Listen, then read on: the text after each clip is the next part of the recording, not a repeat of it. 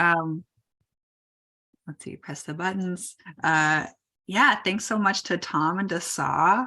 I had some of the most meaningful teaching experiences with Sequential Artists Workshop in what, 2015, 2016? That sounds about right. I've lost track of time. Even before the pandemic, I lost track of time. Let's see.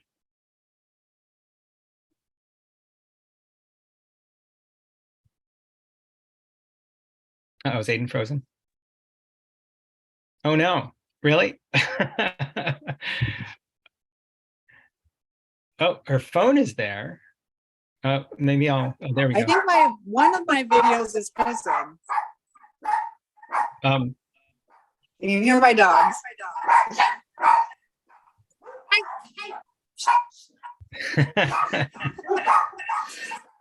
All right. Now I'm in echo chamber. Yeah, we should mute one of them. There we go. Okay. People love hearing dogs. I think that's okay. Well, they can really talk. Yeah, so I'm Aidan Koch, and yeah, hello, welcome, thank you. I will share just a little bit to I'll spotlight that. There we go. To give some context of my work and what we're going to do today. And so I'll share screen for that. And as you can see, I'm in California right now, so we are at sunset. So we've got some light in the room still. Smiley. Got 3 dogs in the house. All right. So the theme today is experiments in climate drawing. And this kind of came out of a recent certificate program I did through UC, the UC system, called UC Climate Stewards.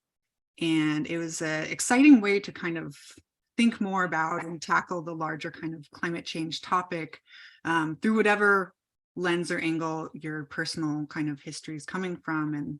And I've worked a lot around environment and ecology, but I haven't done anything very specifically around climate. So yeah, this was a new way to think about some of these ideas and think about how that could relate to drawing and comics. So one of my more recent books that you guys should be able to see on screen, Stone Blue Sky. This is a graphic novel, and I've been doing comics and graphic novels for quite a while, and more they're taking on kind of larger ecological ideas and thinking about animals as characters and kind of how these different landscapes can be activated through sequential art. So here's just some pages from Stone Blue Sky.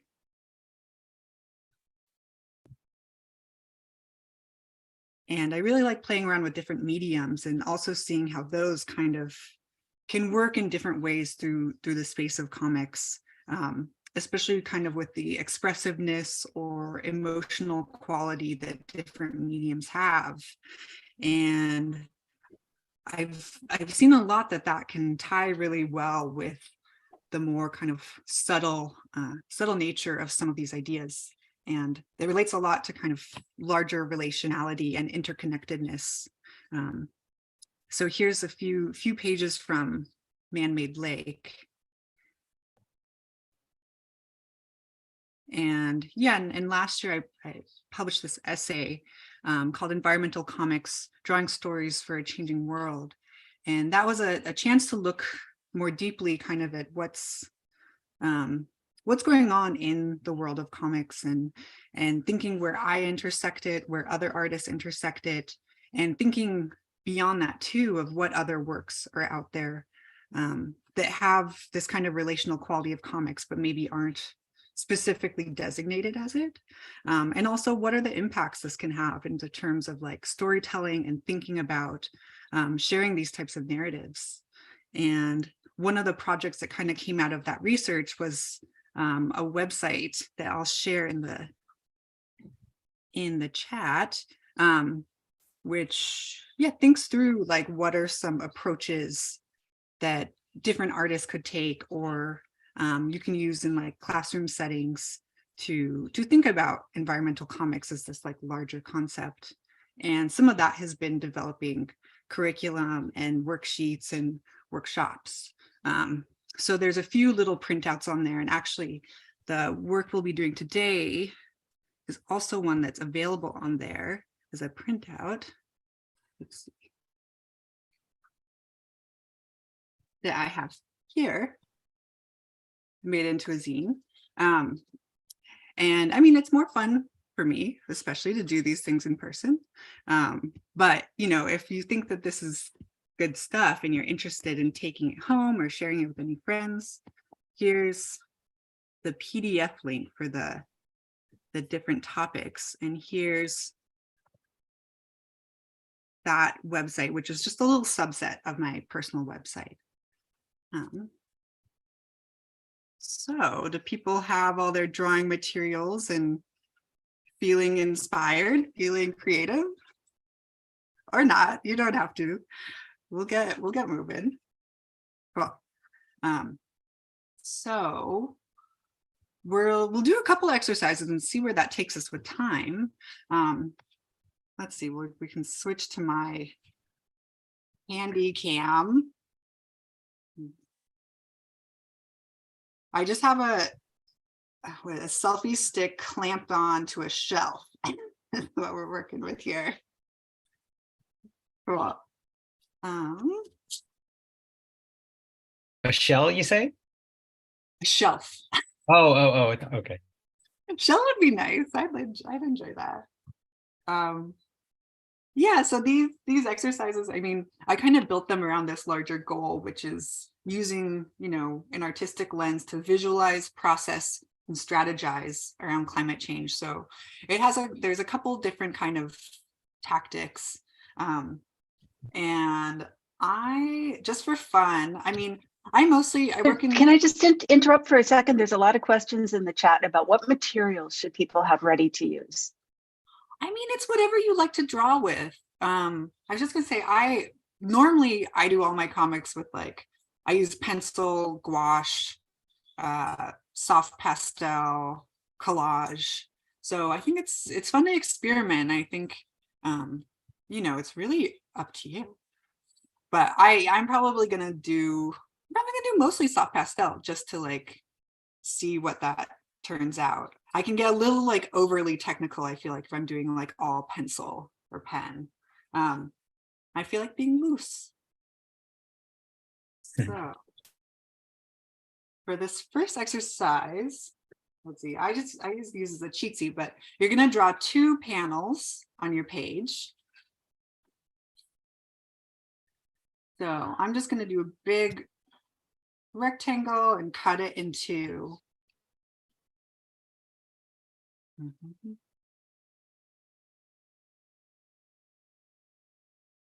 So I just have that. Yeah, and this is my little like sneaky thing that I do, is I just make all these pieces of paper different sizes and trace them. All right. So let's see, and I'm sure this is one that is nice with Zoom, actually, because what you're gonna do actually is you're gonna draw a self-portrait in each one of these panels. So just draw yourself from the screen. And they can, you know, be identical, or they could be a little bit different. Don't worry about the difference between them. Let's see. And it's very helpful that we can just see ourselves. We'll just take a couple minutes doing this. Probably, I don't know, I think maybe like 2 or 3 minutes on each portrait is good.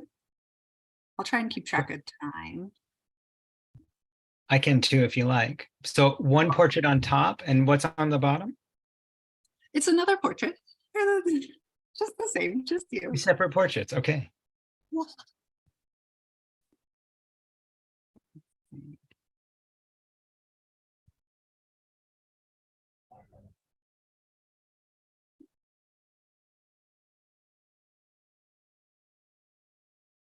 And the one thing I'll say is leave some space somewhere in the background, because we're going to add voice bubbles.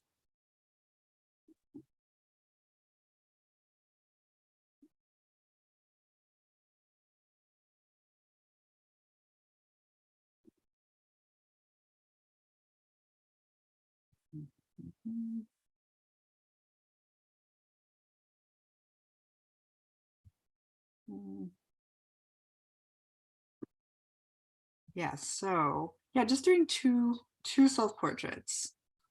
Just for fun, I'll mix up the second one. Yeah, portraits of yourself. So if you want to, I know on Zoom you can make it so you see yourself, or do you always see yourself? I think you You always can turn it off. Most people don't, I don't think. Oh yeah, that's right. People's cameras are off. Okay, that's complicated. Okay, turn your cameras on and that will help you to do this. Yeah, because it's a cheat.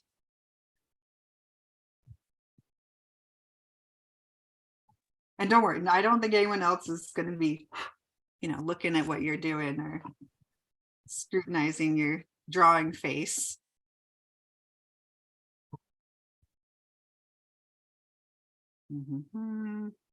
Let's see. We'll try something else with this. All right, yeah, so just a couple minutes. I'll try and finish this one up pretty fast. They can be whatever scale you want. I think it's just,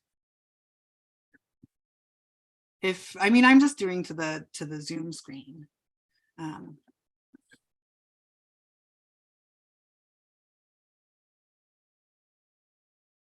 And suddenly I have green hair. Okay. Oh.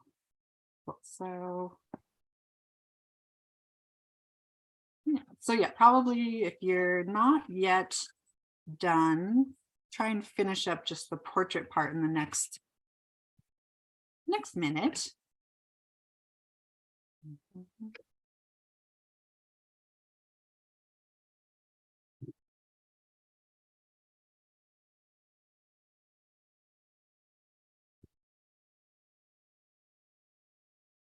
Right. I have two kind of funny loose ones here. And you're right. People feel kind of ready to do the additional part. Oh, I'm sure. We're always ready. Great. You seem ready. All right. So in the top portrait, you're gonna add a voice bubble, and you can think about this for a second, but I think it's better to even almost do it just like automatically. I want you to write one of the concerns or anxiety you have around climate change. In a word bubble. Yeah, I'll probably write it and then add a word bubble, I guess, right? Let's see. But it's, the idea is that it's coming from your portrait. This is a personal anxiety or concern.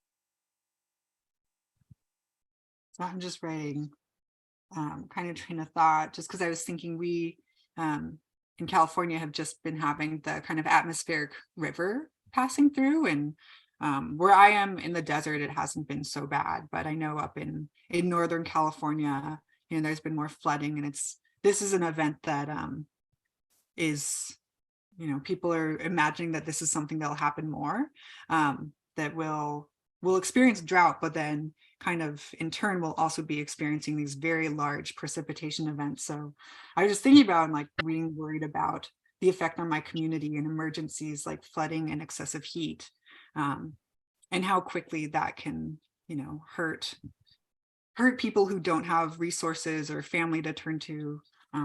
So just like the kind of really local concerns. And I've had to drive through Yucca Valley when it's been pouring rain and flooding, and can imagine it getting so easily out of control. So, that's a very real concern I have. All right. So in the second panel though, that's like releasing some of this anxiety. But in the second one, I want you to think about and then write something you see happening or have heard about or read about in response to climate change that gives you hope. So, maybe there's been something in the news. I was just listening to the Daily this morning about the Montreal Summit on biodiversity, and thinking, seeing all these global powers come together to talk about this particular issue was exciting to hear about. The US isn't in it, which is not, but still, what's something you hear about, or people you've been talking to, or, even the smallest things that are just like, oh yeah, like, my friend just said they started doing this, or, maybe even like people in my family have been talking to me being like, hey, I actually am like eating, 70% less meat than I used to. Like even those things, like people are making real changes. So yeah, focus on something that gives you hope.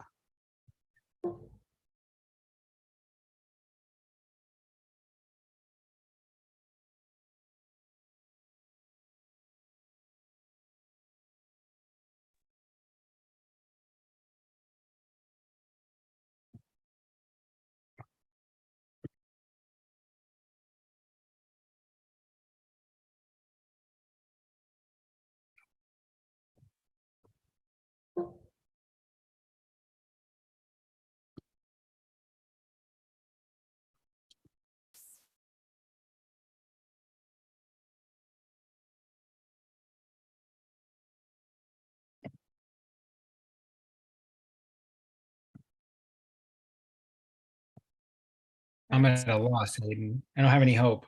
I'll No, try and come up with something. I gotta. find your hope. It's there. I'll write that Aidan has hope. That's good enough for me.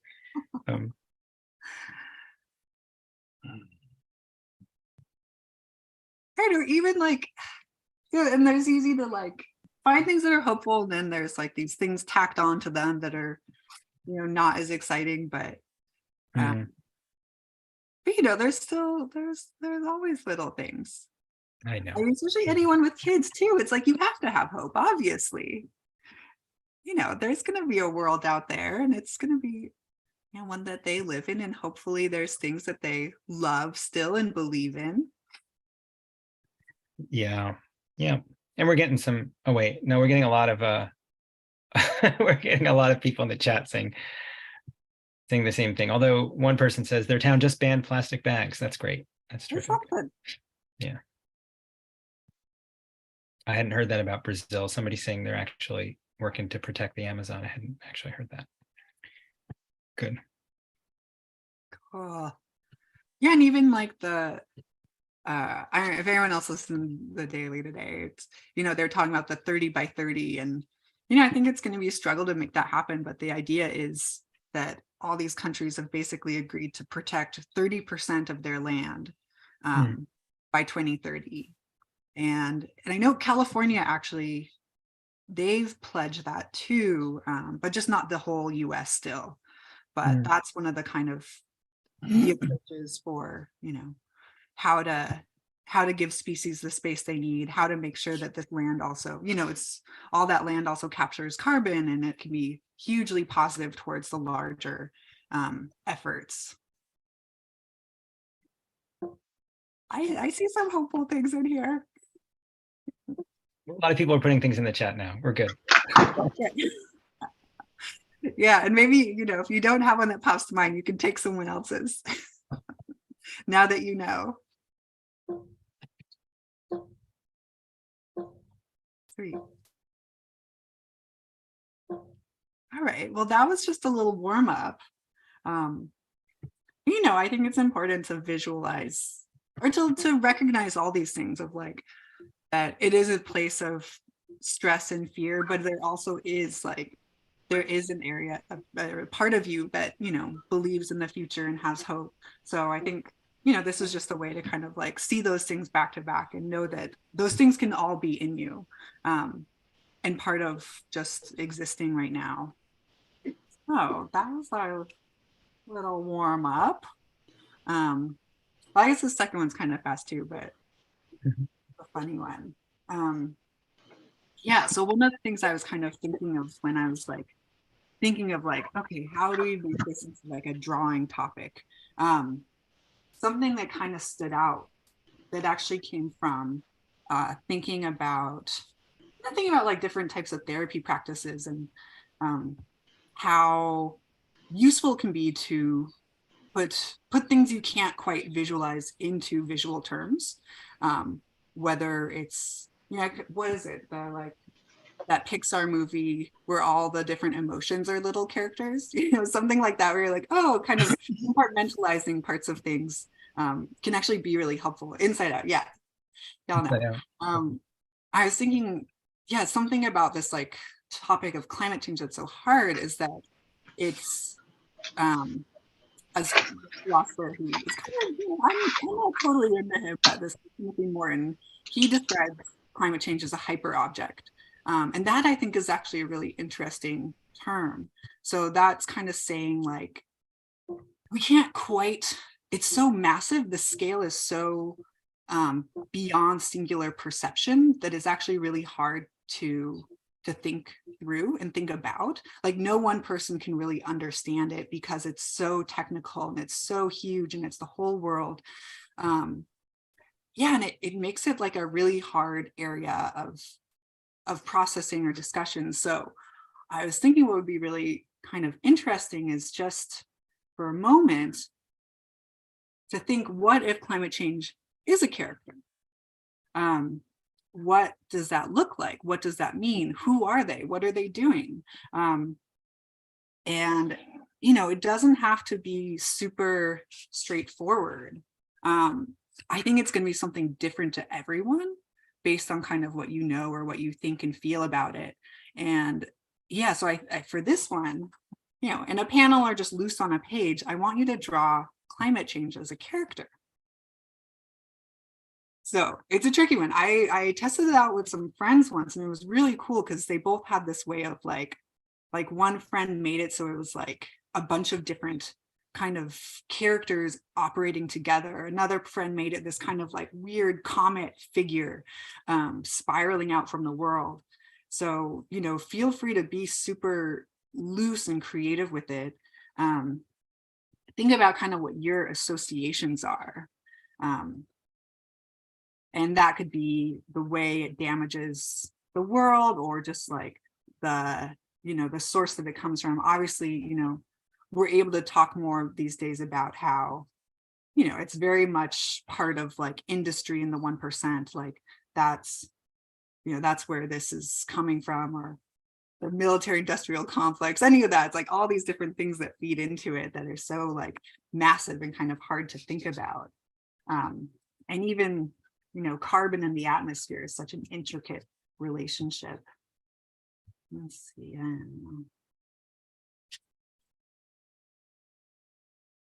feel like all my colors over here are too happy.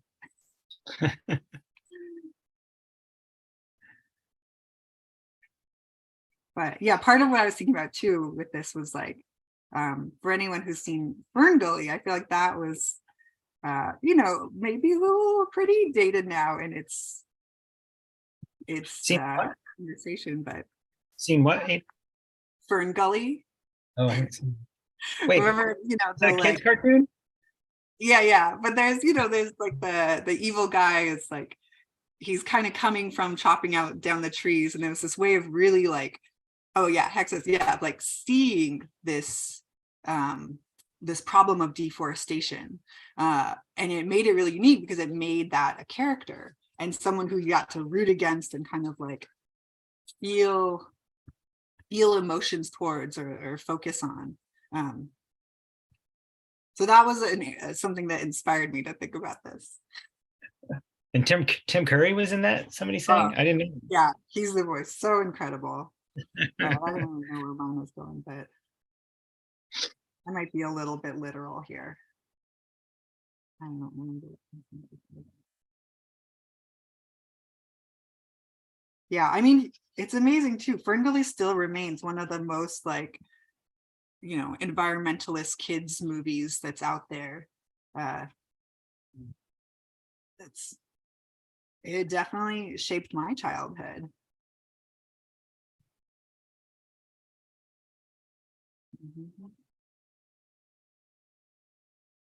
Well, this one might get weird though.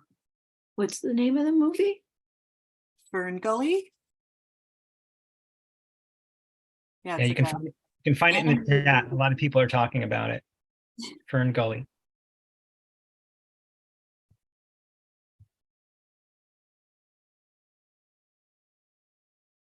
I don't know what's going on here. You guys are probably more focused than my answers. That's good.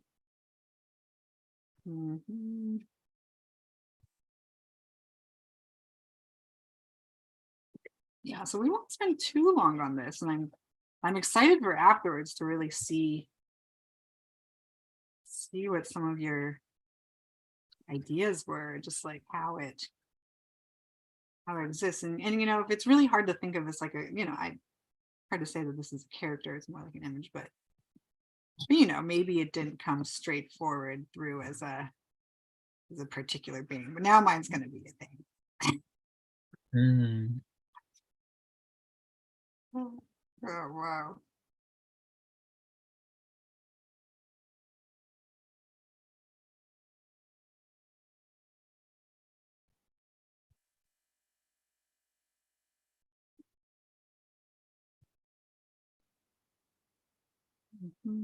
Yeah, so maybe just another like minute or two, if that sounds all right.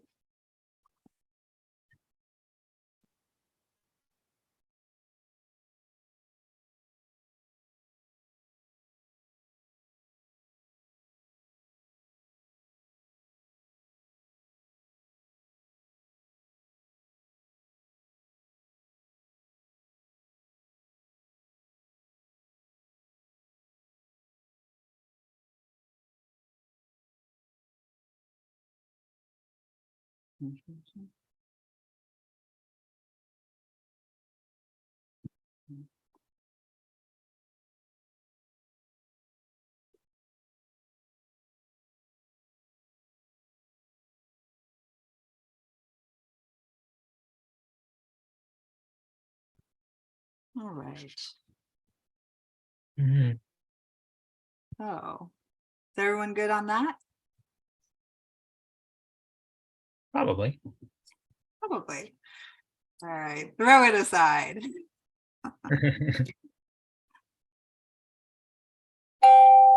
Oops.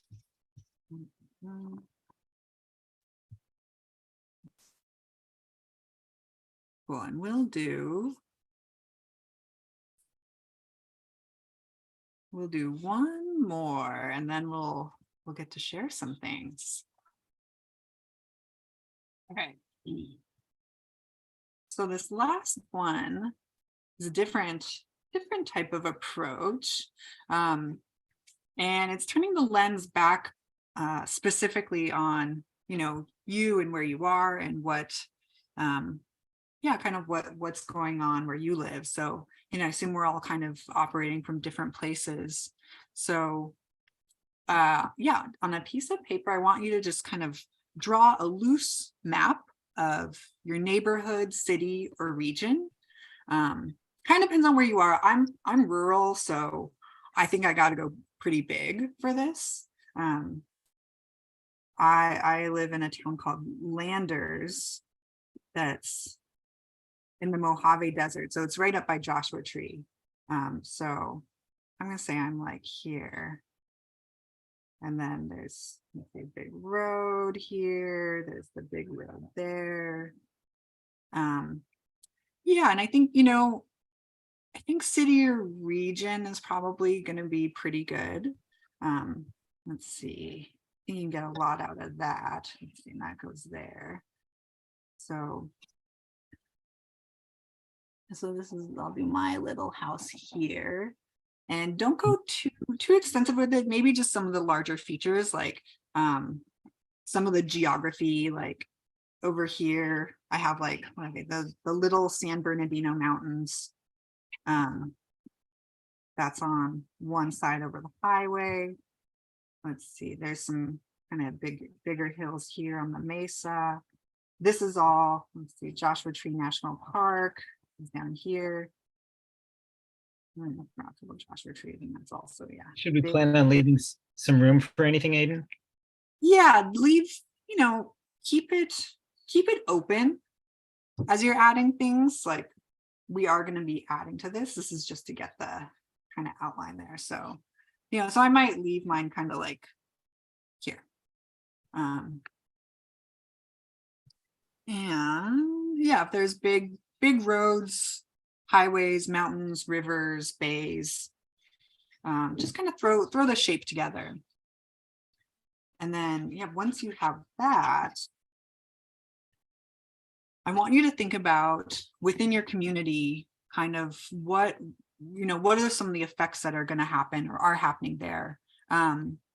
Will it be most affected by flooding, by fires, drought, heat, storm, sea level rise? What are some of the vulnerabilities of your community? And then once you kind of think about some of those, what are some changes that you'd like to see happen? So changes in energy, transportation, land management, agriculture, food systems, housing, waste, landscaping, kind of all these different areas where, we're all looking for a more equitable and ecological change, healthy change to our communities. And some of those things are maybe starting to happen. Some are maybe being talked about. But what do you kind of think about that you think your community would really benefit from and help it become more resilient and sustainable? So, one of the things that comes to my mind that I think might be happening is that there's talks about a wildlife corridor being put in, which is a pretty exciting idea that would connect two really major pieces of land and habitat. So that would be good for the bighorn sheep, and it'd be down on the highway here. So maybe I'll try and draw bighorn sheep. Yeah, so just think about some of those things. Maybe it's adding, a local solar bank. Maybe it's restoring wetlands. Maybe it's like affordable housing that also is, solar powered or has a wind turbine connected. Who knows? Feel free, like get fun with it. Maybe it's just community gardens everywhere. This is your chance as the regional land manager to put your projects through. You have an endless budget. Can I just destroy a highway? Absolutely. Okay. Get that out of here. Okay. Let's see.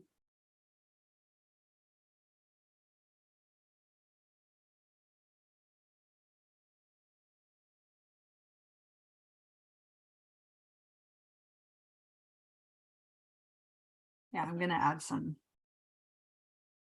small grid solar arrays, especially in the Mojave. They're doing these huge solar projects and they're really destructive to habitat. So I'd love to see some little more, rooftop and community-based local solar. Is there a way to make them not destructive to habitats? I mean, if people got subsidies to have it in their yard, or, if you just keep putting them on roofs, especially of industrial buildings or parking garages, there's a lot of brown space, like space that's already been cleared for industry. But the problem is the federal government just keeps making it cheaper to use public land. So a lot of BLM land or federal public land has been getting sold to solar companies. Not my favorite. I love solar. I've got it. It's the best.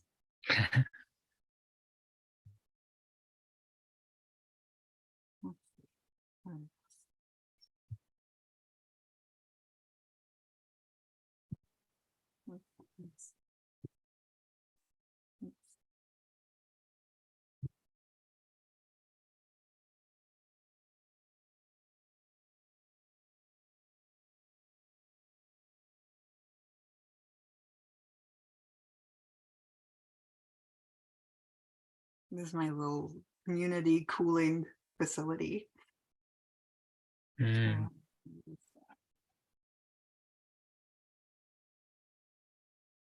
Oh, so maybe, if you just want to spend like another 2 or 3 minutes on this, think of some other fun things. Oh, yeah.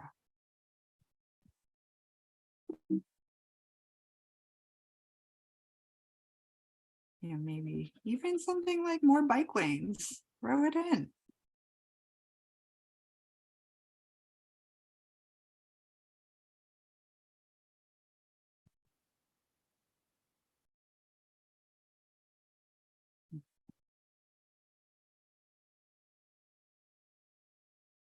This is my little, I don't know, maybe it's like a little lifted train thing that goes from High Desert to Palm Springs.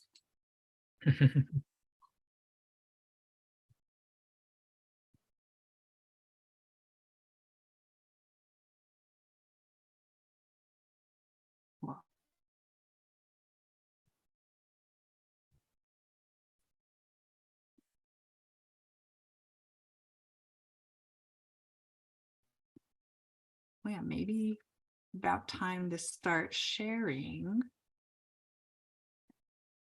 What do you think, Tom? Sure, we can have people raise their hands if you're ready.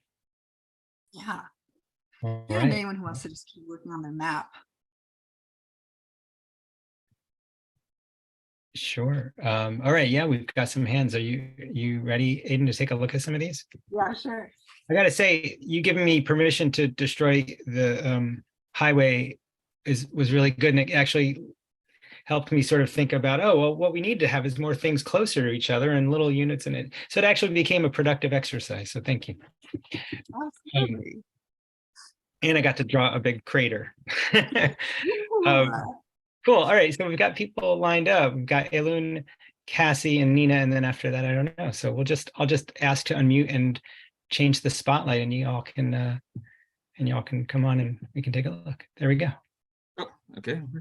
So I got here a little late, so I missed the first one. So I started with the second one. Sorry, I had a root canal this morning and kind of overslept and nap afterwards. So here's my representation of climate change. Again, I missed the first activity. I'm sorry. So I kind of gave it a, I don't know, smog head, rainstorm body, and I don't know, scorpion tail for some reason, and kind of heat wave legs. So kind of this scorpion being for my climate change representation.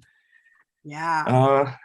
I love the idea of the legs as just like, yeah, non-physical heat beams. Yeah, that was the idea, just kind of beams of heat for the legs. Wow. For the last one, I had some computer issues. My program crashed, I had to restart, so it's kind of in a rush. But yeah, I live in North Hollywood, California. And the first thing that came to mind, give some thought as to what would help with climate change. One of the biggest issues here, and probably one of the biggest contributors, is traffic. And in the last 10 or 20 years, they have started to put in some public transportation, some more train lines. They could really do with more. I think that would help, because cutting down traffic, that is something they're slowly making progress in. So what I drew here, and again, this wasn't a big rush, so it's very rough and you can't see much of it, but I just kind of drew some extra train lines. The dotted red line here, there is one line not too far from me, the red line that does exist. And it goes down to Hollywood and all of that. but there's very little in the valley itself. There's a bus called the Orange Line, which is still better than private driving, but not as good as like public transport, trains and things are probably more efficient and less pollution. So I kind of drew some non-existent train lines where they might be nice. Awesome. So, cut down on traffic and the pollution from cars. Yeah. I think that's the dream of anyone who has to go to LA. Oh my God. Waiting on it. Awesome, thanks. We'll go to Cassie next. Hello. Okay, so first, I drew myself. I'm sad about the extinction of animals who didn't bring this upon themselves. But then, much like Aidan was telling us about, there's efforts to increase lands that animals can have. So that's good. I drew, we were talking about the wolf moon earlier. And so at first I was going to draw a dragon, but then I was like, no, wolf. Yes, wolf. It's vicious. Yeah, got a big teeth. Okay, so I live in North Carolina and my dad worked for the Department of Energy in DC for a long time. And he, one of his big beefs about renewable energy is that there's a lot of renewable energy that it takes more energy to produce the machinery than it will ever generate in its life. But he's always sending me articles about renewable energy that he thinks is like exciting and promising. And one of those things is generators that go in the ocean and the waves go through the generator and power is generated that way, basically harnessing the power of the ocean. Wow. So I don't know what that looks like, but this is it. That's my schematic. Yeah, I feel like I've heard of tidal. Maybe that's, I've got to look it up. Cool. It's promising. Well, we like yeah, I like your design. Thanks. Cool, Cassie, thanks. We'll go to Nina next. Let's see. There we go. Okay, so my concern was wildfire smoke. It's going to make it so hazardous. We have lots of issues here. I live in the San Juan Islands on a rural island called Lemmy Island. And we've had some horrendously toxic air from British Columbia wildfire smoke. And then I'm solar. We have 30 panels. We're going to get batteries. We're in the process of getting batteries. So my hope is that more things are going to go solar and we are going to be able to get global warming to slow down through alternative energy. So that was the first one. My climate change character was also kind of weather related. So just a combination of this angry hot sun, cloud with lightning bolts and the tornado just wreaking havoc on the world. That's covered a lot of bases. And then my little map thing. So our little island, Lemmy Island, is it's 9 miles long, 1.5 miles wide with a mountain. And we have lots of we have farms, a lot of farms on the island, and I grow a lot of food, but we need more solar. Our ferry is 61 years old and it's going to be replaced with a hybrid electric ferry. So it would be great if we actually had panels at both sides and we ran our ferry with that. Also, funny thing, we have discussed, could we harness the tides and have these floating things that could harness tide? And we are going to have issues with rising sea levels. I'm at about 90 feet above sea level at my home, so I'm not worried, but I'm worried about many of my island friends. There's only 917 of us who live here, and there are many homes that are at sea level. So those people are going to have to do things. Plus, we're going to have to raise the ferry docks at both sides. So those are our little concerns. Yeah. Wow. Thank you Awesome. for doing this. Thank you. No, those are so amazing. And yeah, so when it's, an island, it's so specific and it's so real and it's so fast happening. Thanks, Nina. We'll go to Shannon next. Let's see. There we go. Hello, guys. Thanks, Aidan, for doing this. This is fun. So my first drawings, it's just, I mean, when I think of climate change, at least here in Minnesota, it's about the superstorms that we get. And how it affects me would be my flooding basement, I guess, when the snow melts or if the rainstorms are inordinately large. I don't know, what does that make me think about spending more time with my family, I guess, and like cooking at home and going out less and spending less. But that made me think about the next assignment. Sort of the superstorm thing, and I just came up with a graphic / character. Wow, yeah. I've been looking at who is that artist that used to do those wacky car cards way back when? Does anybody? Not really. Oh, Hot was it Rod? I don't wow. know. It's, that and I've been. We had this superstorm. Snow. We've been kind of socked in. I've gotten stuck twice in trying to get out of my alley, and I just think about and you got these huge plows going by, and they're kind of part of the problem, right? So that's it. There you, the bulging eye. I love it. Thanks. Awesome, Shannon. We'll go to Jackie next. Let's see.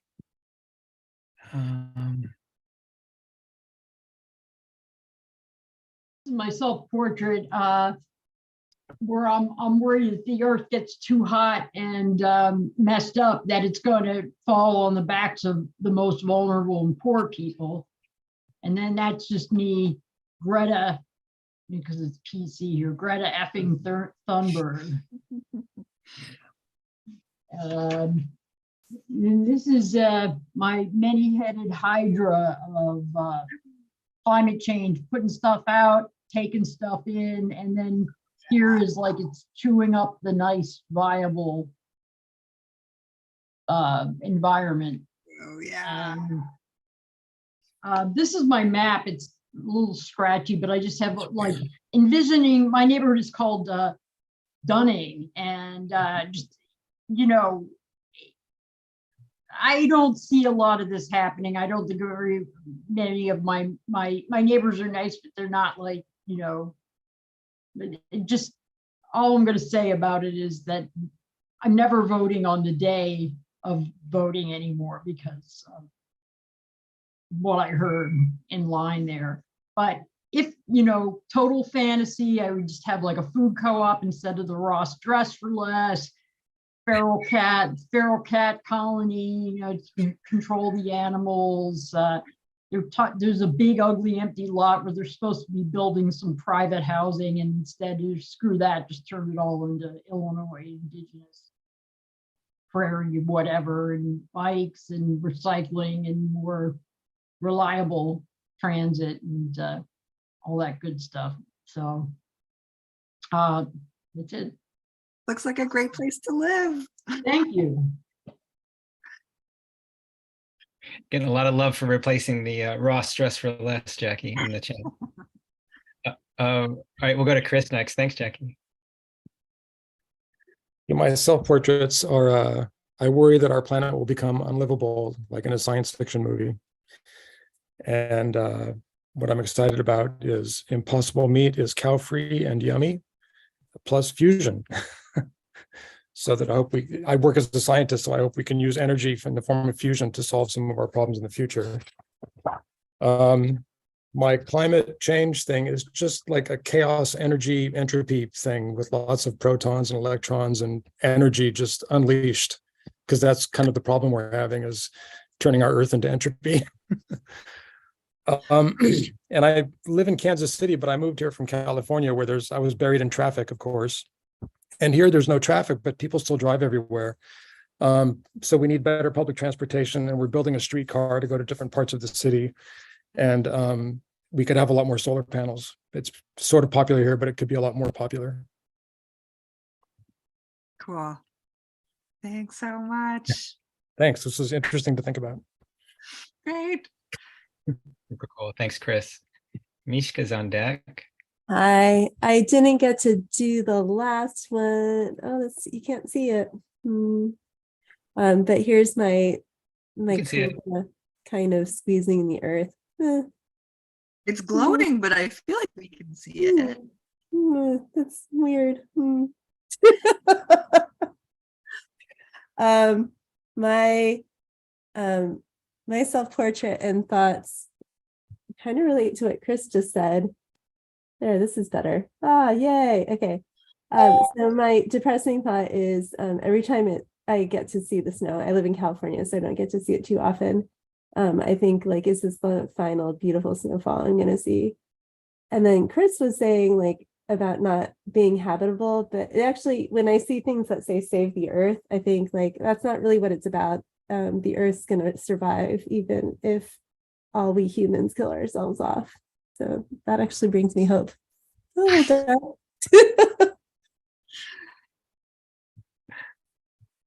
there'll be some new species taking over. Yeah, it's all right. Awesome, Mishka. Thanks. We'll go to Michaela next. Let's see.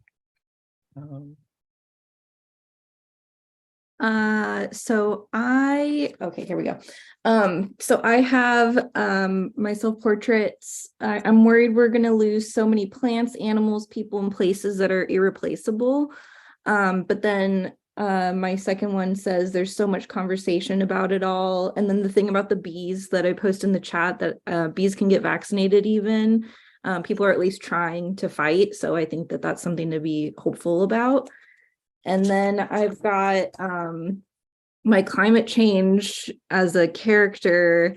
I have it coughing smoke and just noxious gases. And these are little pieces of money that are being fed into it, that it's kind of, I don't know, burning and turning into that. And it's on a leash by a little business person here. So yeah, that's climate change. And then I have so I live in Orange County, but I work in LA, so I kind of did like a zoom out of Southern California, and I was riding along the highways, just some like things that I dream of and just some thoughts. So some of those were I dream of a Los Angeles without traffic, with public transport and walkable communities. And I also included some worries too. I was like, the water's rising along the coast.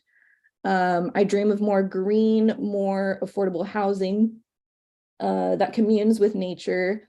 And then I wrote at the bottom here, my ancestors have lived in Orange County for thousands of years. One change I'd like to see is more Hashimen land preserved, because I'm from the Hashimen tribe here in Orange County. So as far as I know, we only have like a tiny part of a park that belongs to us right now. But I would like to see more of that. So that's my Southern California. Definitely. Great. Thanks so much. Awesome, Michaela. Thanks. We'll go to Sarah next. Here we go. Hello. So for my self-portrait, I drew myself kind of a joke that I say to about everyone. Hold on a second, let me change my light. Sorry. All right, hopefully you can see it a little bit better. Oh my gosh, my light. But it's basically me saying I feel like we have only another 200 or 300 years left. So it's a long time, but like not a long time. That I said, but don't worry, paper bags will save us. Then I really wish I could fix my light. I'm so sorry. So for my climate change monster, this is Maybe hold it really close and let it focus. Really close? Maybe almost. Kinda. Okay, a little bit. There we go. Sorry about that. There we go. So this is definitely not Hexus from Fern Gully, but he's kind of made out of smog and acid rain from his hands, and his lower hand is on fire, so we're all heating up. Very cynical outlook on this whole situation. Then for my map, I'm very bad at drawing maps.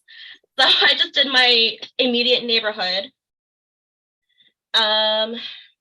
So the main road is right down here at the bottom of a hill. And then the hill's right here at the bottom of the other half of the hill is where I live. So I get a lot of like rainfall and just runoff water. Dangling above our houses are horribly strategically placed power lines with a lot of trees around them. And again, with the storms, I'm terrified the trees will fall on the power lines or even the houses. So I would love to see like solar panels on the top of the roofs of every house. Maybe even like a little community garden, like further back, beehives, little bat sanctuaries that I've seen on YouTube before.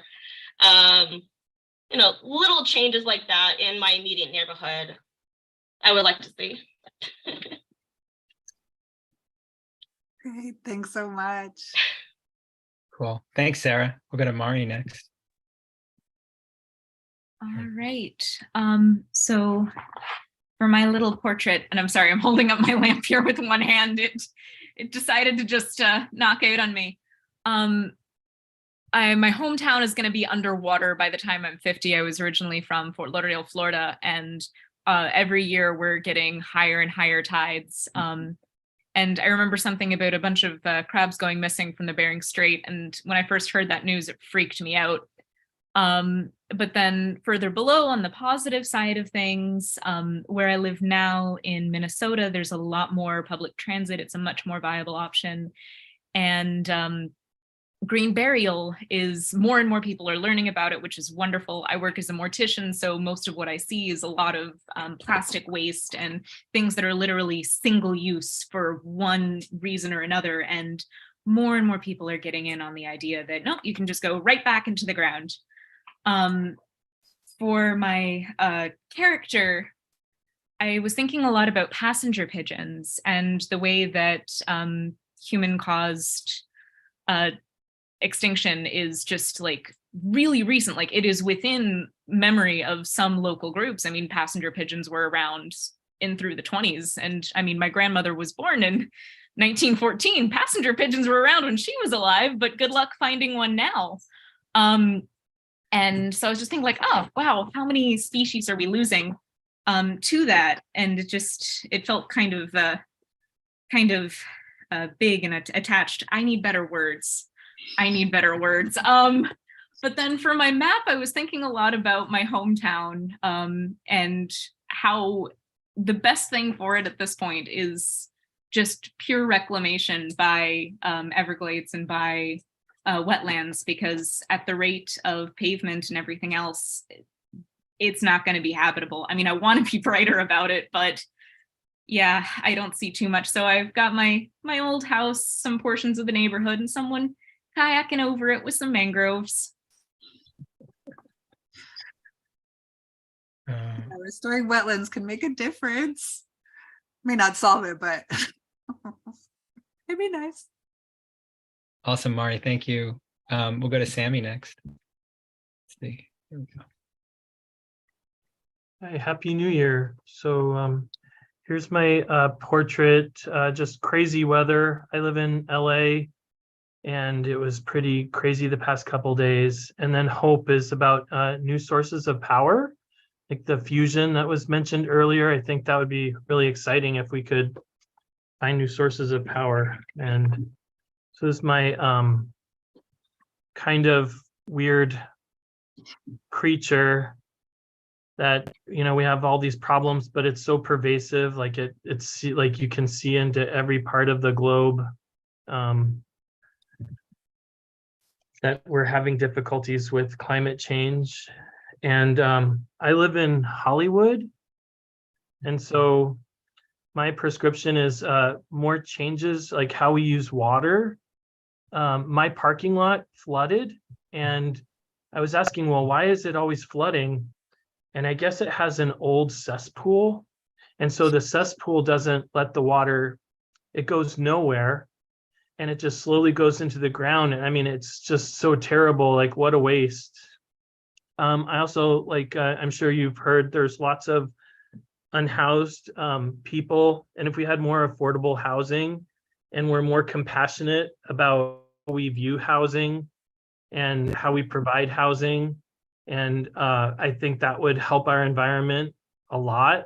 There's so many places that are empty and so many people who are living, in horrible conditions. I don't know what it's been. I just can't imagine what it's been like up in San Francisco area, like in LA, all the people who probably may have died because of this terrible weather. And just if we could make recycling a lot more easy and not so where everything's always shutting down and it's so hard to recycle. Because like animals, like I have coyotes in my neighborhood now, and I live on a busy street and there's garbage everywhere. And so I guess that's kind of my hope for LA. Me too. Happy New Year. Sorry. Thanks, Sammy. A lot of people from LA here tonight. We're gonna go to Lizzie next. There we go. Hello. So for my portraits, I thought it was interesting. It seemed like people ended up doing a serious face and then a fun face without knowing, but that's good. I'm worried that with continued climate change, wealth will increasingly correlate with health and safety. So you don't got money, you don't get out of it. But imagining radical land use and solidarity gives me hope.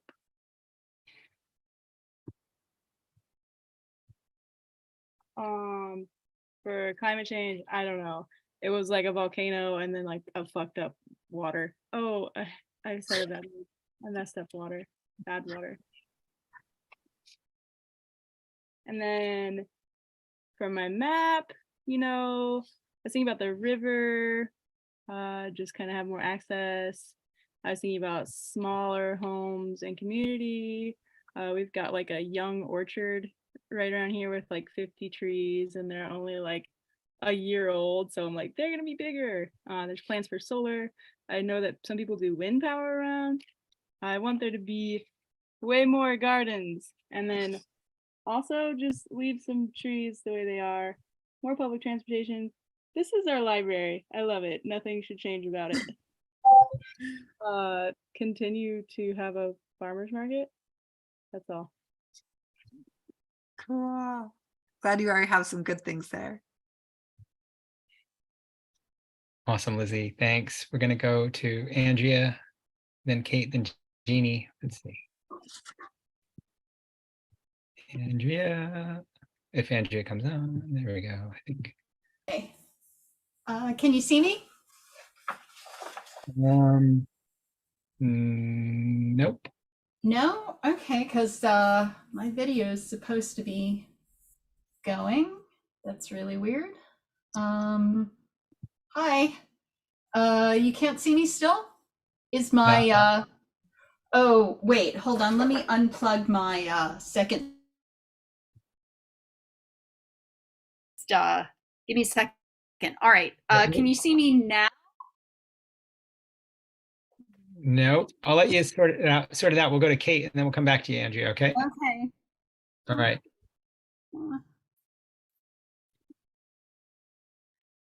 Hi. There we go. Oh, there's Andrea. Do you want to just go to her first? We'll come back. Okay. For my self-portraits, my concern is that the suffering will fall on those who are already the most vulnerable. I didn't have a lot of hope, but I think that more people do understand that climate change is real. So I guess that's a start. That is my climate change character. And I just see them as being very powerful and with no boundaries and smug, sort of reap what you sow, natural consequences of your actions kind of attitude. This says a lot. And then for the map, I live in Indiana, and I was just sort of thinking bioregionally, kind of close to the Great Lakes. Those are supposed to be the Great Lakes. And then we have a really large agriculture economy here, but it's not really food for people. It's mostly corn and soybeans and kind of monoculture. And so I was just trying to represent kind of a biodiversity of crops of different kinds of plants. And then this is supposed to be CAFOs and sort of outlawing confined animal feeding operations. And then our state could really use like a fast train, some public transportation that's better. And then I was thinking about other crops like fruit trees and nut trees and stuff like that. And we do have we're pretty wet state. And so I don't know. I feel like that could be a good thing. It could be a bad thing. I don't know. Anyway, I just drew some rain. So that's about it. Thanks so much. Awesome, Kate. Thanks. We'll go back to Andrea, who's definitely here now. Thanks. Yes. Sorry about the video earlier. So my self-portraits, and I just sort of got out the soft pastels at Aidan's kind of inspiration and got loose. But my worry is, what if my child cannot take a child in his life to hear the frogs beside the water? I think I just thought super small scale here. And then in my kind of hopeful panel, I also thought really small scale. Near my home, my neighbors and I are planting and cultivating a native meadow. So that's me getting real manic and like trying to psych myself up for the power of that. And I kind of struggled with climate change as a character. I really think about it as this kind of dark, invisible, and subterranean force. So here it is, like moving through the landscape, kind of like the mole man before you ultimately see the dude who's the mole man, just kind of tunneling through the water and leaving a chain of leaving a trail of spew behind, and like moving toward the landscape and shadowing all the kind of natural elements in the environment with foreboding doom. So that went a little abstract. The doom. Then for my map, I live in San Francisco, and it's a very hilly city, and I can't imagine it sort of totally reverting to nature and not being a city, but I can imagine it, the natural parts of it being left alone more, and the dense parts of it getting denser, so that more people can afford homes and maybe they won't have to commute for so long. And then I can imagine neighborhood level interventions like more community available cargo bikes, and people who can't afford places with gardens growing window farms out their windows, and our local coyotes kind of having an easier time and coexisting better with us. And then off in the distance, more wind turbines. Great, beautiful.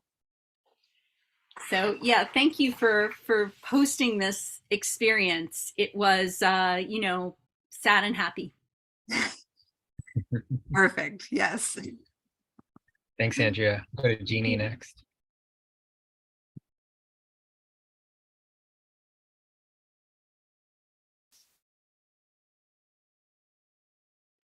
Yay. Okay. Thank you. All right. So first thing I think about with climate change is the planet's going to be just fine. It's just going to look a whole lot different, and we're not going to be there. So that's my first thought. But then that was just too sad. So So this is what I'm sad about, that there's going to be so much pain. And then I tried to think of something hopeful, and I remembered the fusion experiment, I don't know, a month ago or whatever, that was finally successful after years and years and years and years and years. And here's my climate change character. Not that the earth is going to be gone, but maybe it cares about the way that it looks now. So then this is my local San Francisco, where I live on the coast, and there's Oakland across the bay, and Livermore is where that experiment with fusion was finally successful, or maybe it was successful. Anyway, so I've got me saying, help me to Livermore and more fusion. We'll I see. love the interconnectedness of them all. Oh, thank you. Thank you. Oh, Awesome, Jeannie. Thanks. We're gonna go to Naders next. Hello. So I'm realizing mine's very misanthropic, but you know, it's kind of what we're about. So this is just my self-portrait. I'm the one who Walmart is no longer allowed to give out plastic bags, so that's pretty exciting. But my worry was that we're just ruining the planet for every other living thing, and that seems selfish and mean. So my climate change monster is a humanoid, and I wanted to draw a fat humanoid, and then I realized, oh, I'll just turn the belly into a big mouth. And he's also blind, because I feel like we're just blind to what we're doing. We don't really care as long as we're comfortable. So yeah, that's my depressing character. And then lastly, I live in a small little mountain town here in Colorado, and there's just so much sprawling because so many people are moving here and developing and taking up the land and everything. We used to be an agricultural place, but now it's just condos and developments. So I just put a no vacancy sign. We just need people to stop moving here. Anyways, thanks. Thank you. Awesome, Naders. Really great. Great teeth on that monster, by the way. Really like that. All right, we'll go to Jen next. Yeah, thanks. Hey, good evening. So I think the self-portrait thing is like the little sort of human part of me coming out, going, well, I am human. You know, just like the little selfish part of me going, well, I'm afraid that there will be nowhere safe to live. It will all be fires, tornadoes, floods, hurricanes, droughts, heat, cold, cold, cold. So that's me right there with my little worries that, you know, compared to like me thinking of the bigger picture. And I wasn't able to inspire a hopeful me.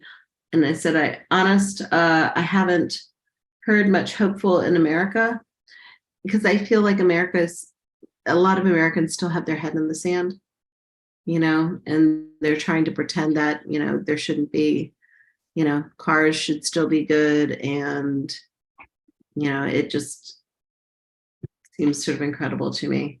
But then there's Greta, who makes her activism makes me hopeful that maybe the younger generation will finally do something, you know, and make a difference. You found it. You found some hope. Yeah. So there was a Native American activist, and I'm probably going to butcher his name, Wovoka, who was, and if I do get something wrong, I apologize to anybody who is Native American in here and knows better than me. But his father was a weather doctor, and he was studying to be a weather doctor. And one of the, I think it was one of the code of beliefs was with that he fell into a coma and was given a vision, and from that came the ghost dance. And the ghost dance was supposed to help the the Native American community return to life and healthiness and wholeness and spiritualness. And in addition, they were also supposed to follow a certain way of living. And one of the Lakota beliefs was this was also like there was going to be a lot of droughts and floods and, you know, a cleansing of the earth. And so he was Paiute, he wasn't Lakota. This is a burnt forest and a little bit of growth here, new growth. And climate change to return Mother Earth to 0.0, because sometimes you have to burn it all down to stimulate rebirth. And not the most uplifting of thoughts, but on the other hand, you know, I don't think anything's going to die. Awesome, Jen. Thanks so much. We're going to go to Cheryl, and then John, and then Aleph. So my portrait, kind of like living in the Pacific Northwest, it's kind of weird that suddenly everyone feels like we need air conditioning because we shouldn't need air conditioning. And I think about how in Hong Kong, the buildings are so ice cold that you have to wear pants and a sweater, and then you go outside and it's so blistering hot and it just kind of like circles around. My hope is, and I looked up her full name, which was really cool, Greta Tintin Eleonora Ernman Thunberg. So a third vote for her. And then I kind of thought of the like the Industrial Revolution and smoke and smog and all the money that kind of keeps it going. And I drew Seattle.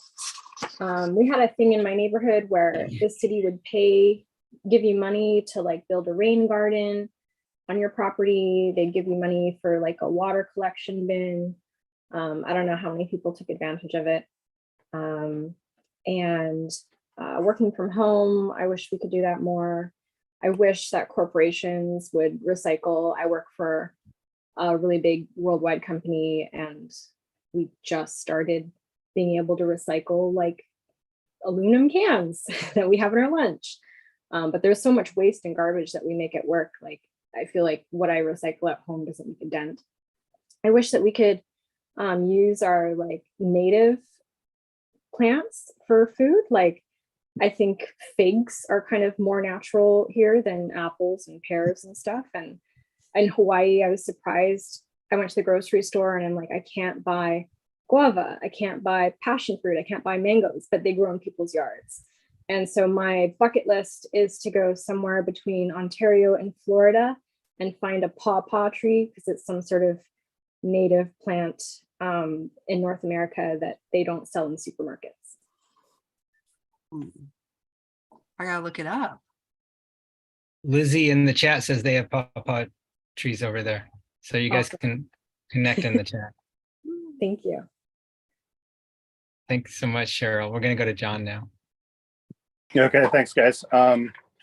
So I had a lot of trouble with the character idea. Sorry, I also came in late, so I didn't do the portrait. But the character for climate change, I didn't really do it. I kind of did the flip side, which is like human apathy around climate change. So like, and a lot of the destructive, you know, things they're contributing to it, the plastic, the buying from Amazon, the apathy, I guess, this guy watching the world burn on TV and all the destruct. So anyway, not a lot of hope there, but the flip side, the environment I'm in Albuquerque, New Mexico, this is the Rio Grande, and one of my big worries is just how low it's gotten. And I actually just moved here, so I don't know a ton about the ecology, but a friend of mine was saying he's really concerned about the Rio Grande drying up. So there's some man-made wetlands that are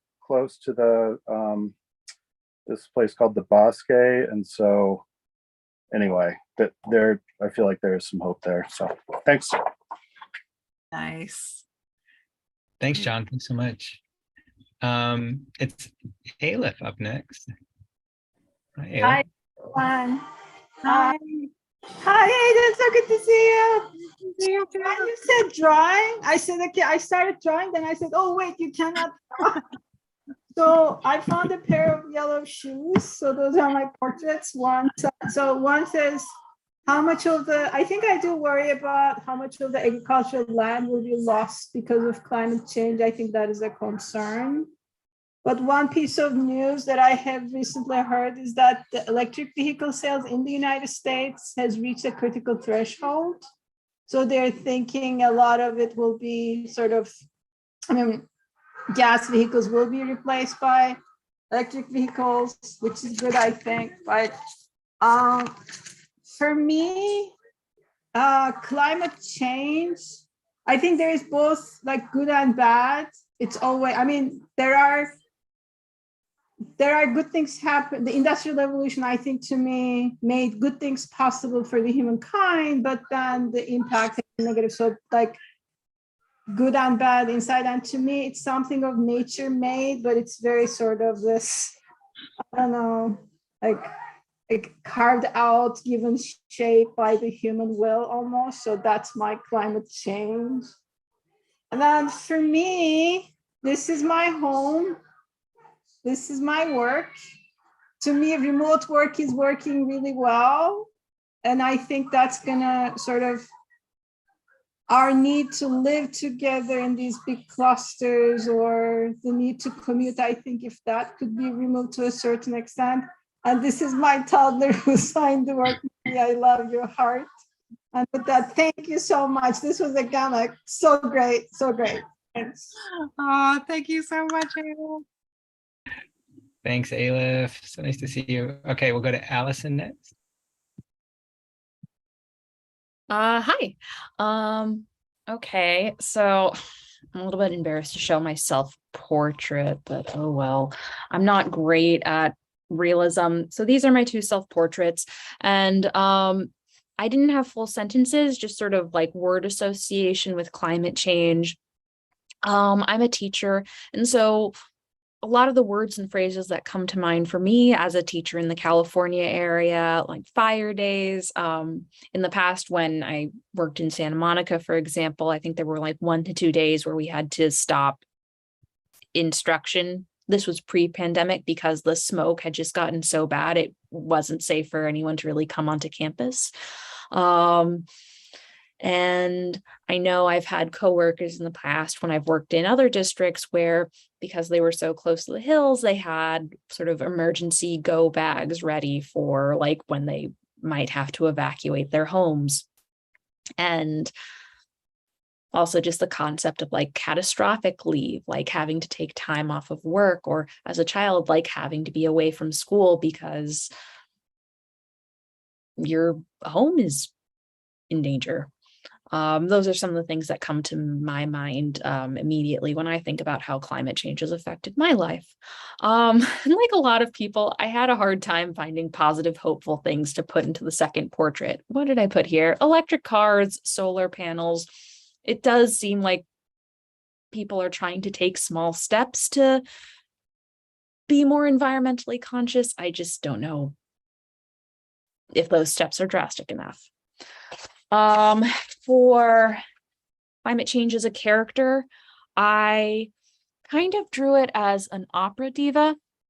I was looking up I was gonna at first just make it like a big eldritch eye of a storm, but then I used like a tornado or storm funnel as like the sort of bottom of a gown, and then the hair is like fire, because for me, climate change, California, I think of wildfires almost every time, and little bits of rain and snow coming out of her eyes, and just like a barren landscape below.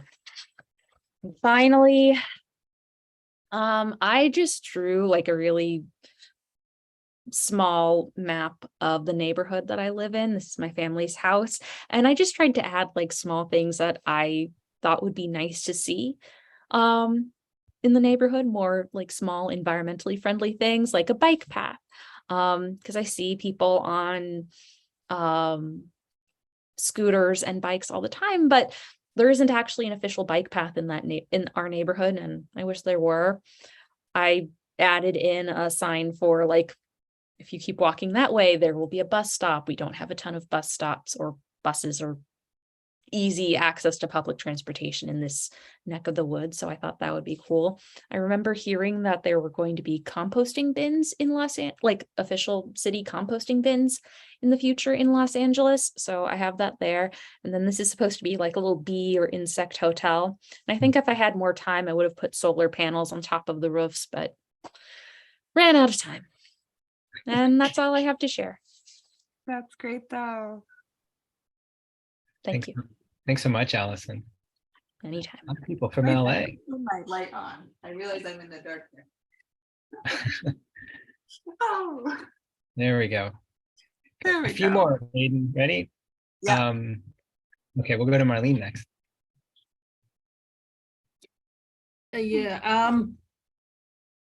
Good morning from Sydney. I live in the city of Sydney, and like so many other people who live in a big city, we too have an influx of very many people, both into the city and to regional areas. I drew a little truck there offloading fuel, coal, and we have a large resource of coal, particularly in Queensland, which is a northern state. And very many people work there. However, because of the impact it has on climate change, it's really made pollution a problem for us. China in particular and India are, very keen to get our fossil fuels, but we've come to a point where we have to stop and think of renewable energy to replace that source of power. And so for my first panel, I particularly chose an oval because I feel an egg-shaped object always encourages us to think of new life and new adventure. And so you can see, I drew myself not very well, but to the best of my ability. And in the green shirt, I'm saying, I'm not so happy about the fossil fuels being unearthed, and wearing a mask on the other hand over there. The impact of pollution on our air quality is very high, particularly here in Sydney. But when I look at Beijing and other big cities in China, I get very worried about the quality of our air. For the object that I chose to draw regarding what impact it has on us, I drew a pair of lungs. The one lung is in black, and it has a lot of carbon in it and is very harmful to the body. And so you can see the body has legs, but this leg is broken. And that's it's due to hazardous gases in the air, power plants, and you can see the sad face.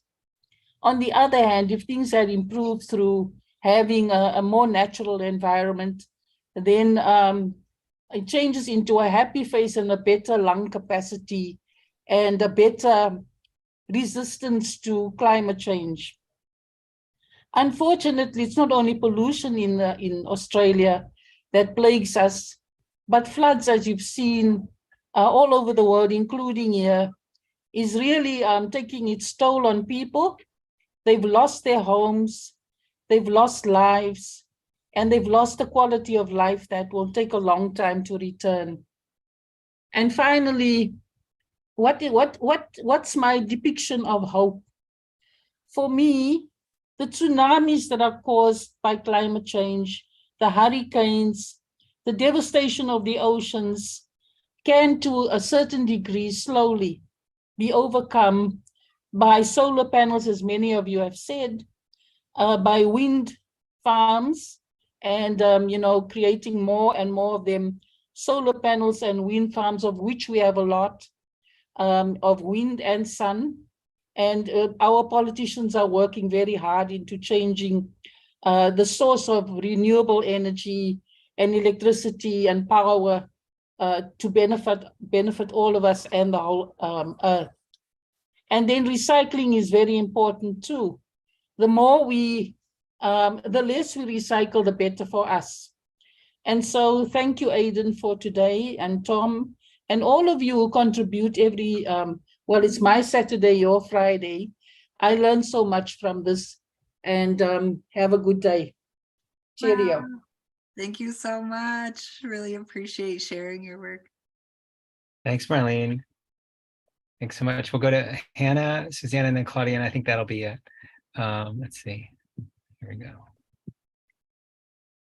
Hello.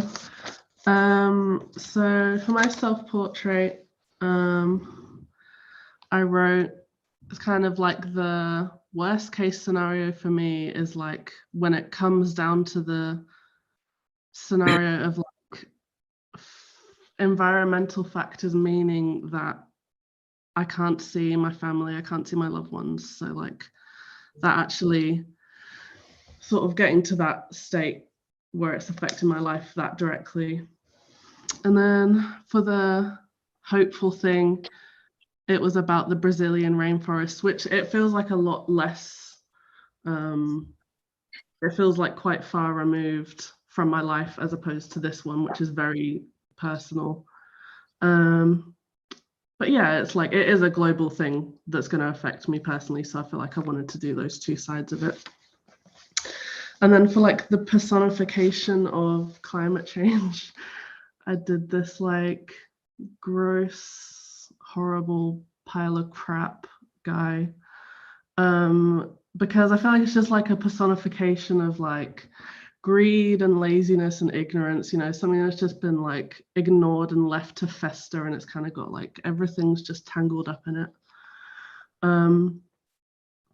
Which I feel like is what it does feel like. It feels like everyone's just kind of pushed it to the side, but everything is so like entrenched in it as well. Like the way we live is so tied up in it. And then for the map, I didn't spend too much time on this, but I live in Manchester in the UK. And I think there's a problem here with like homelessness. And I feel like refugees is one of the things that I also worry about, you know, people like having to move from where they live because of climate change, because of damage to where they live. So I would really like to see like housing improving in my city. I think especially Manchester, it has this kind of complex where it's like we're the next city after London, and it's kind of trying to put all this money into big buildings and offices and business and stuff like that, and kind of forgetting about the people that really need resources. But yeah, that's me. Thank you for everyone for sharing. I've really enjoyed seeing everyone's work. Okay, thank you so much. Thanks, Hannah. We'll go to Susanna. Got just a few more. Okay, hi. So mine are not very far along, and I'm still waiting for colors to dry. But this is my self-portrait. I've kind of done each of these on a page of my sketchbook. I'm going to try to read this because I haven't penned it in. So I'm saying it's been almost a year since Centers for Disease Control and Prevention Director Rochelle Walensky unapologetically began issuing statements and policies devaluing the lives of medically vulnerable Americans like me. And then this is just, I'm going to try to sort of keep with the color scheme and maybe show snow on the trees in the back. And I'm saying, as the current virus mutates and the COVID safety precautions fall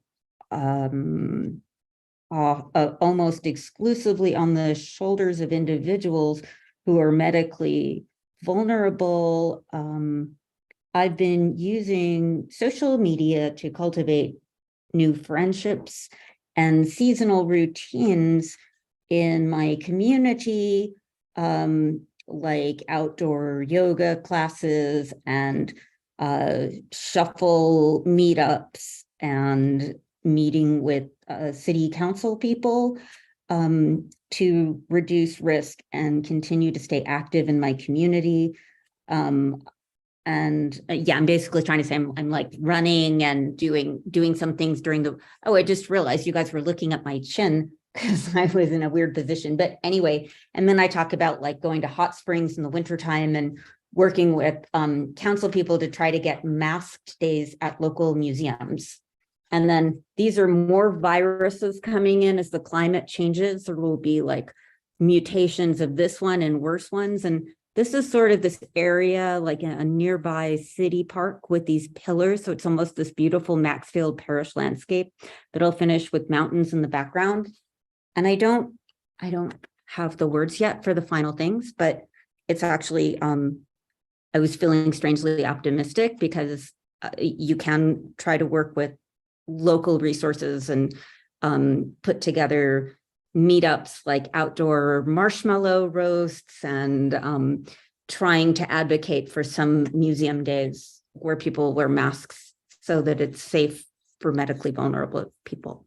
That's it. Awesome, Susanna. Thanks so much.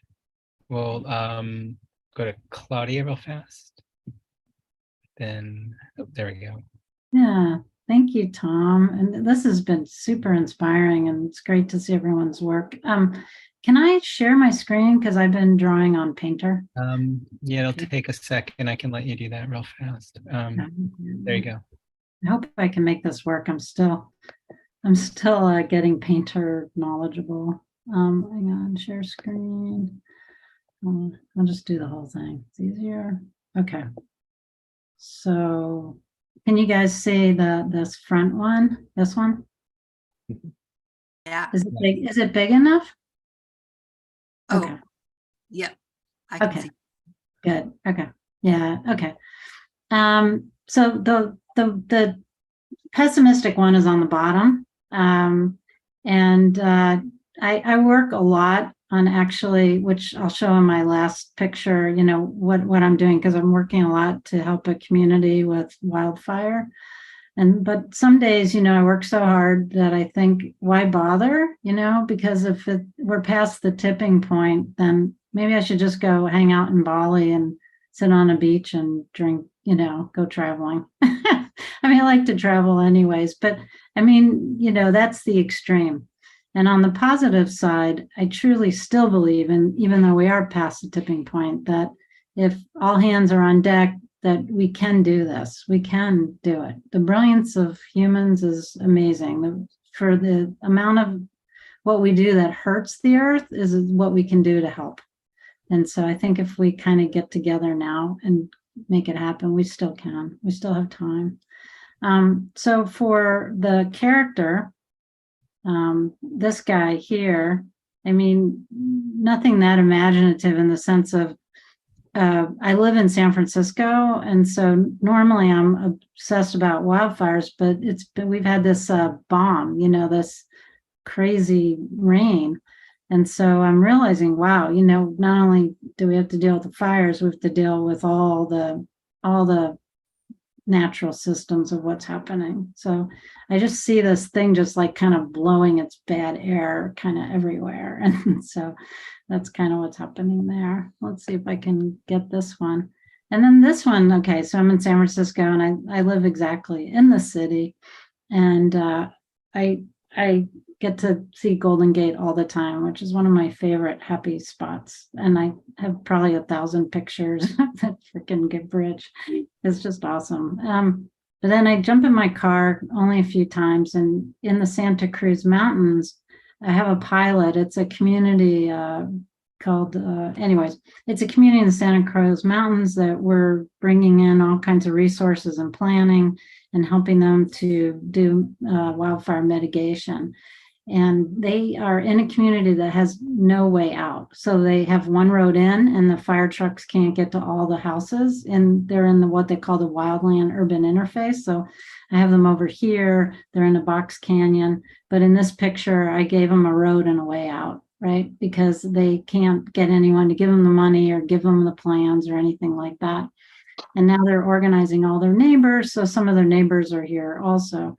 But what I'm also learning is, in addition to like just pulling out all the plants and all the stuff, what we really need to be doing is getting our working harmoniously with nature, in addition to the technologies and the drones and stuff and sensors and warning systems that we're bringing in. But we really need, healthy trees and soil and water. And, we need to not over-engineer anything anymore. We really need to, kind of go back into the past and then join with our technologies. And I'm really seeing that, we get the funding. We just applied for some millions of dollars, but we're building templates for the whole country with a UN group called Arise. So I deal with this all the time, but I'm very optimistic with all the people and everyone's view of what's possible that we can do it. So I just want to thank you.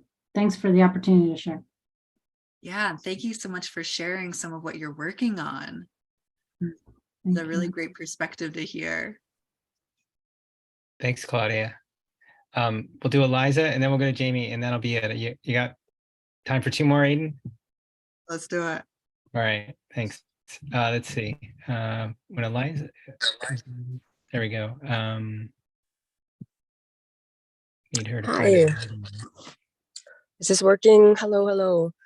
It's not working yet. You'll have to, oops. I'm not sure I'm going to be actually able to use my camera, but I'll describe really quickly a couple of my drawings if that's okay. I'll be very efficient. Is that all right? Sure. Your blessing. Okay, first drawing was the personified climate change monster. And the image that came to me, if any of you remember seeing The Favorite from like years ago, Olivia Colman's character, this queen who's like diabetic and has gout and can't stop eating cake and is just like eating and puking at the same time and like can't stop. And that's my climate change monster. And she's set, or they're set, it's like in very lonely environment. So there's like the loneliness of this climate change future, the like sick, like just making oneself sick of it, and some greed. And then like the background, the sky, well, it's like all a dead landscape, burnt trees from fires, etc. And they're just like surrounded by like dead animals they're trying to eat and like making themselves sick. And the sky appears to be a flame, and it's a reference to like the cherubim leaving Eden. And there's like a beautiful description of that in a beautiful book by Karl Ove, however you say his last name. And then the hopeful landscape or image is like local farming and just like land-based communities. And I think a lot of people, learned some lessons about that kind of connection, earth connection during COVID. So anyways, these are like local, hyper-local, earth-based farming, agricultural, creative, post-capitalist communities. And there's like images of them like going to bed with the sun and rising with the sun and doing that like second sleep thing and just like choosing to use less, even though we still have like sustainable electricity sources in this future. All right, and that's all. Thank you so much. This was just a gorgeous thing to do, and I want more of it. So inspiring and beautiful. Thank you, thank you, thank you. Oh, great. Thanks so much. Thanks for verbally sharing. All right. And we ritualistically close out with Jamie, if Jamie's available. Jamie, are you there? Yeah, totally. Hold on. I raised my hand. There we go. How to raise my hand? Yeah, we saw you raise your hand. I did about it. It's been a long night though. I understand. Okay, so here's my personified, what was I? I was climate change. Okay, so here I'm the sun, and I am like, I think I burned up a bunch of people and a bunch of trees. And I'm saying, you shouldn't have used all that hairspray in the 80s. Okay. And then I don't know what the middle thing was because I came in late. This is my map. And so there was a flood, because there was like, this is looking out on the Hudson, like New York City, right? So this is like the end of my street. And then you're looking down and it used to be the park, but now it's all dried up. But there was a big flood. And so Manhattan flooded. And then the only people that survive are the people that can afford scuba suits. And the only animals that survive are the people who have animal scuba suits. Okay, everybody else, they're floating down the West Side Highway on their mattress, or they're stuck in their car and they're dead. There's a dead raccoon. then hold on here.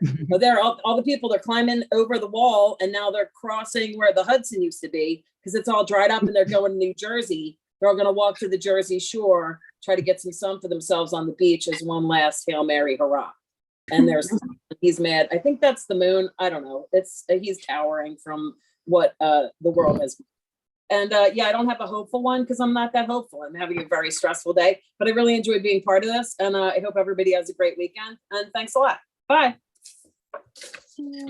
Thanks for sharing. Great read again. Great read again. Okay, mute me. Yeah. Hey, Jamie, thank you.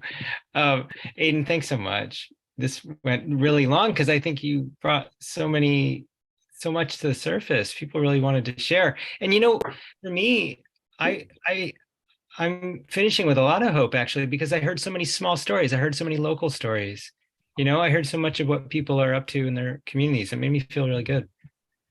Yeah, and then so many of the things that people were thinking about are like totally attainable within these communities. Yeah. So, okay. Well, thank you very, very much. We usually at this point, we tell everybody to how do I do this? To unmute yourselves. Let's see. Allow people to unmute. Yeah. And then we just say goodbye. And thank you, Aidan. This been so much. Thank you so fun. much. Bye. Thank you. That was great. Thank you. Have a good Sorry night. that I had it on. I didn't know. Guys. Anyway, Aidan, thanks so much for doing this. People really, really loved it. The chat was full of people saying, I got to leave early, but thanks so much. This was wonderful. So thanks. Thank you so much, Have a great Tom. evening. It's always a pleasure.